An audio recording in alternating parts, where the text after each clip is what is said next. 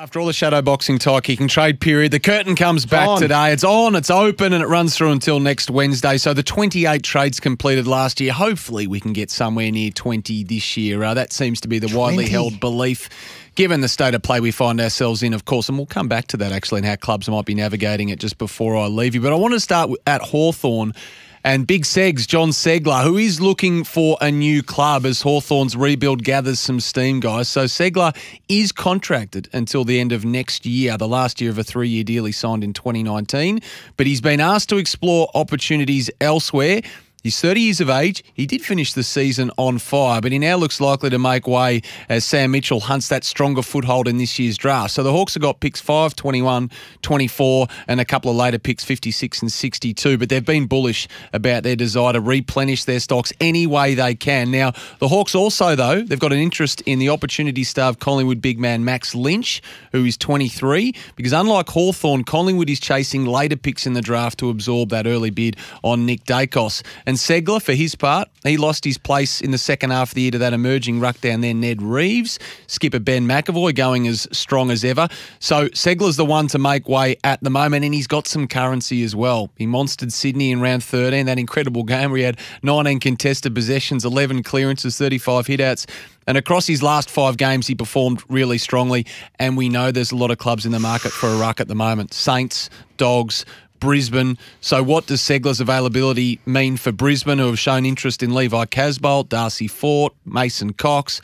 Dogs have been sniffing around for ruck reinforcements as well, Tim. What sort of coin would he be on? I don't know the answer to that, to be honest. Is he like a 5 to 550? What's the average wage? 370 average wage? I'd say maybe 4. 450. That'd be a total guess, though. I don't know. So Tim English still developing at the Dogs. They want some ruck reinforcement. Steph Martin struck down by injury this year. Actually, Martin, for his part, 34, 35 before the start of next season. He desperately wants to go on. Is he contracted? No. And as of last week, hadn't received a new one, but the expectation is that he will, though, Garry. Really? He will get another 35? One, is the expectation, yes, to go around again. Right. We know that Mason Cox fell out of favour last year under Nathan Buckley. His future's up in the air under Craig McRae, the new coach, despite the pair's good relationship there, and Craig McRae was the one who really brought him on development-wise. Segler, 101 games, 2012 rookie draft, but more likely to be playing somewhere else next year. List manager hat on, where's he go? Well, Whispers, does Johnny Segler get picked up? Does he get another opportunity somewhere? Well, it just depends on the coin, because just say coin's not a problem. Well, no issue, coin. Yeah, the Dogs would have to have a look at him. The Dogs would have to have a look. Well, that would mean Stefan Martin's think not there if the Dogs picked him up. Maybe. And 35, I mean, you got to look at his year and you got to think, okay, what is he going to be able to produce next year? I still think that Geelong, one of the missing pieces for Geelong is still a ruckman as well. Yeah, I agree with that. But the other one is the blue chip option is Peter Laddams, who's potentially, well, not potentially, he's on the move from and Port younger Adelaide. though too. And younger as well. But again, that's another shelf up, isn't it? So a lot of clubs will be battling to afford him and take on that wage. Now, Mitch Wallace, while we're on the subject of the Dogs, he's due for crunch talks with the coach Luke Beveridge early this week, possibly even today, as he weighs up his future. And it is an agonising call, isn't it, for this guy on the next step of his career. The Dogs have made it clear they want Wallace to stay. We know he's the son of the Bulldogs legend Steve Wallace. He was also named vice-captain this year. He had 18 games, 25 goals, influential forward last year, just dramatically fell out of favour this year, just the 6 games. There's been some confusion over the Dogs' offer as well, Tim. But as of late last week, one finally landed, and only late last week, and it is just a 1-year deal for Mitch Wallace on the table for next season. So he's 28.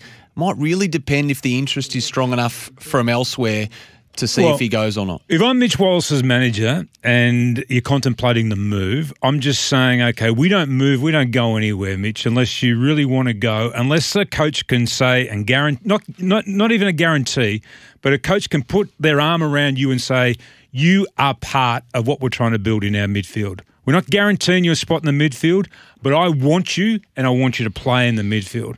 Because otherwise, why would you move at that stage of your career if you've got a 1-year deal at the Bulldogs? How on earth can Mitch Wallace get into that midfield at the Western Bulldogs? That's right. He's not going to be able to break into that midfield, I don't think, unless they've got an injury. He couldn't break into it this year. And they don't even see, they haven't seen him now as a midfielder.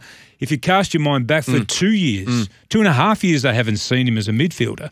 But unless somebody can come to you and say, we really want you as part of our team, given the emotional connection that he has to the football club, the fact that they've offered him a 1-year deal. Now, we don't know what sort of money it is, but I'm of the view that he'll probably end up staying at the Bulldogs. It could do, yeah, and it might depend on the interest from elsewhere. Gary, what do you think? It's a tough one. A son of a club great. Yeah, I love him and love the fact I can't see him staying. So we'll see what happens with him anyway. Why would you stay? Important talks. Well, if you want to play, because you love the club and all that stuff, and that goes without saying. But in the end, you want to play senior footy, don't you? And even that role that he made his own last year, Cody Waitman's gone past him now. Jamari Ugle-Hagan we're going to see a lot of next year as well. Bruce is injured, but he'll come back late on. So anyway, have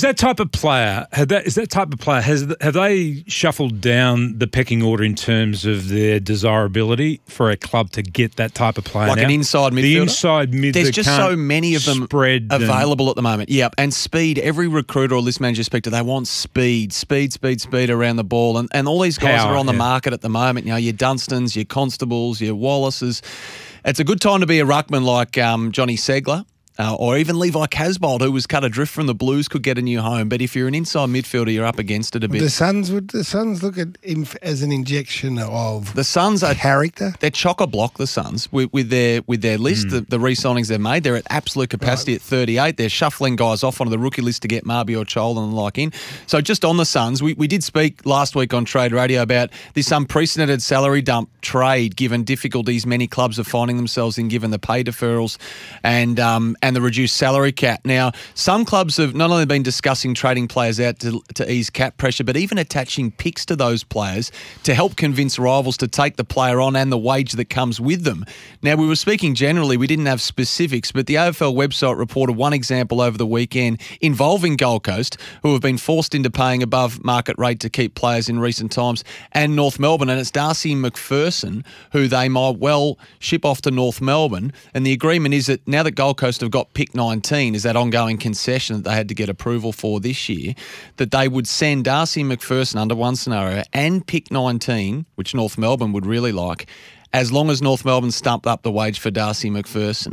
So that is a completely unprecedented trade-off, isn't it? You get a player and a pick. And a pick, but it means that the Suns get that 400,000+ off the books for a guy who's not playing. They must be in a world of pain if they're going to give up a pick 19. Well, they don't need picks, though, the Suns. They've got a glut of picks. They've got pick 3 coming in again. It's not pick 83. But it was given to them as part of the concessions. It wasn't even theirs a month ago, Gold Coast. So, right. Okay. I suppose the cap is tight, the list is tight. They've got enough draft picks. They've got a talented young list, so it might just suit everyone. Right, there's some crazy stuff being sent in, so I'll just throw them at you like Jared does, and you can say never heard it or heard it. Any truth in the rumour that Richmond have been sniffing around Charlie Curnow? No. Nope. That caught fire last week on a rogue Twitter account. I'm just throwing these up. Contracted for another couple of years, Charlie Curnow. No way in the world is it Richmond. Anything about North sniffing around Sydney Stack and Tyson Stengel as a delisted free agent? Stengel maybe. I certainly haven't heard anything about Stack. These are just the crazy stuff that gets. Send them in anyway. Stuff of fantasy. I like reading them. Hey Gary, if you had Mitch Wallace sitting there and you had Luke Gunston sitting there on the same amount of money, and you're a club, say it's Essendon, and you needed one of those guys, which way are you going? Mitch Wallace. Which way are you going? I'm going Wallace too. Because he has proven that he can go forward and kick goals. Hey, very nice offering. Adam Cherra, does that get done? Just sign off, tick, done today? I think I wouldn't say today. I think it will obviously get done ultimately, but there might be some haggling over, not just pick 6 obviously, but just the later machinations of that deal. So it'll be pick 6 and I think so. What are you maybe anticipating? Swaps? Maybe a swap and a shuffle, and then I think Geelong are waiting on that deal to happen before they really get into the nitty-gritty with the Dockers on Jordan Clark. They want to see what else falls out of the boat there. They can make that Jordan Clark deal happen to the Dockers. Brayden Sier, any noise or news on him? In the shop window, he's up there. He's another one of those inside midfielders that we speak Is he in of. the shop window? Yep. Gettable, absolutely, at Collingwood. Are we just on him, Gary? Is endurance, is that a major factor here?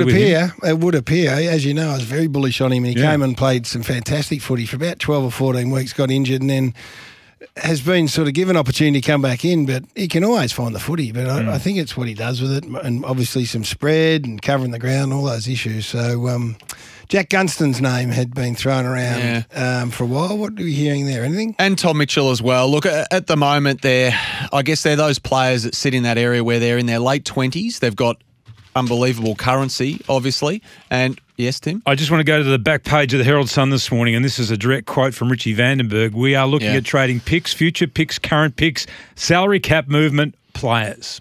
Yeah. So obviously Segler, as we've just said, he's on the move. I don't know whether Jack Gunston will be or not. I mean, obviously that back injury, you'd want to do your proper process if you're a rival club looking to take a player like that on. And we know Collingwood have had their links to him in the past as well, but you never say never in this window.